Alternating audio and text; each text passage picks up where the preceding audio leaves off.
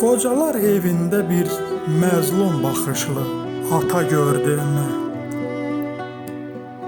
Gözlərində həsrət, əlləri qabarlı atılan qoca gördümü.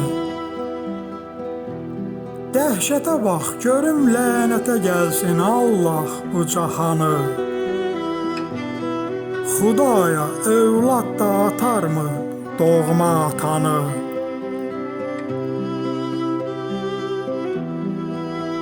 Ata evladını sevə-sevə bəsləyib, o canını verir. Gəncliyini, gələcəyini, sağlamlığını düşünmədən balasına verir. Özü ac olsa da toxam söyləyib, həvəslə balasını yedizdirir.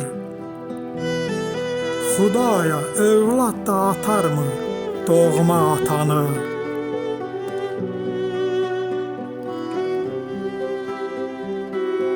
O evin nur saçan çırağıdır, Allah söndürməsin vaxtsız. Allah heç bir kəsə göstərib etməsin arxasız, dayaqsız. Ata bin bərəkətdir, biganəlikdən unudulub qalmasın soraqsız. Xudaya övlad da atarmı doğma atanı?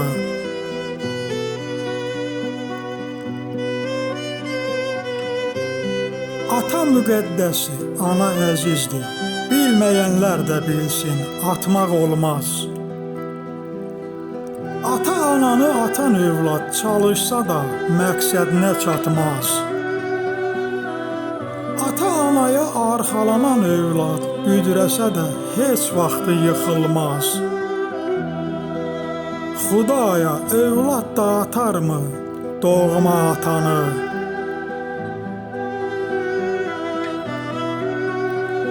Dünyanın işini heç əzəldən bilmək olmur. Bir gün açan çiçəklər bir gündə saralıb solur. Kim tutub dayanıb bu vəfasız qoca dünyanı?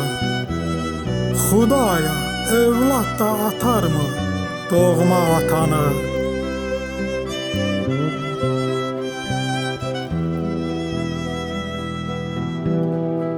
Ümumiyyətlə tövsiyəm məni dinləyən bütün övladlaradır.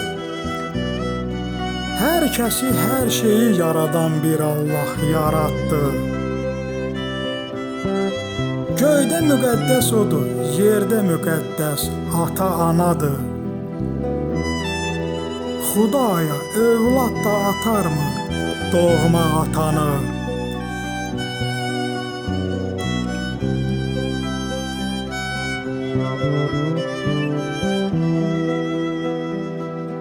Sözləri Qardaşəli Məmmədabadlınandır.